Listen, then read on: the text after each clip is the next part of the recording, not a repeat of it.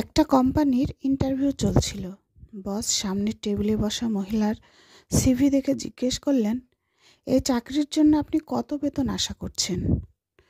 মহিলা আত্মবিশ্বাসের সাথে বললেন, অন্তত 90,000 টাকা। বস তার দিকে তাকিয়ে বললেন, আপনার কি কোনো খেলার প্রতি আগ্রহ আছে? মহিলা উত্তর দিলেন, জি, আমি দাবা খেলতে খুব ভালোবাসি। বস হাসি মুখে বললেন, দাবা তো খুব মজার খেলা। বলুন তো, দাবার কোন গুটিটি আপনার সবচেয়ে প্রিয়? মহিলা হেসে উত্তর দিলেন, অজির। বস বললেন, কেন? আমার তো মনে হয় ঘোড়ার চাল সবচেয়ে বেশি অনন্য। মহিলা গম্ভীরভাবে বললেন, হ্যাঁ, ঘোড়ার চাল আকর্ষণীয়, কিন্তু অজিরের মধ্যে সব গুণ রয়েছে। সে তীর্যক চলতে পারে, সরাসরি এগোতে পারে, প্রয়োজনে রাজার ঢাল হয়ে যায়।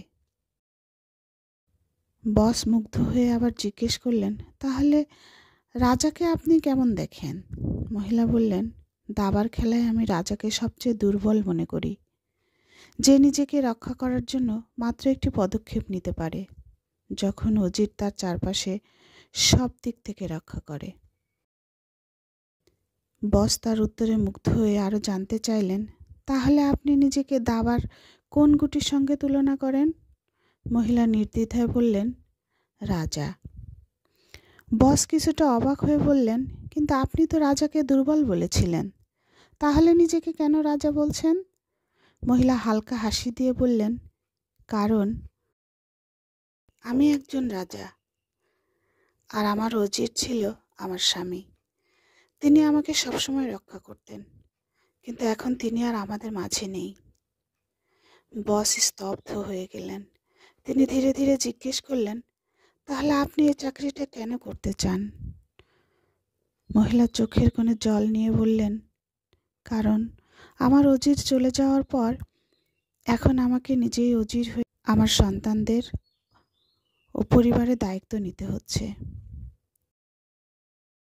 ঘরের মধ্যে গভীর নীরবতা নেমে এলো। বস হাততালি দিয়ে বললেন, আপনি এক সাহসী নারী, শুভকামনা আপনার জন্য।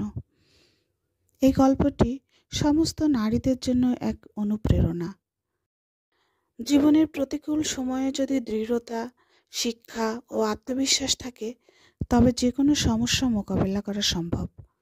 নারীদের ভালো শিক্ষা ও সঠিক মূল্যায়ন দেওয়া খুবই জরুরি, যেন তারা প্রয়োজনে নিজেদের পরিবারকে রক্ষা করার জন্য শক্তি অর্জন করতে পারে।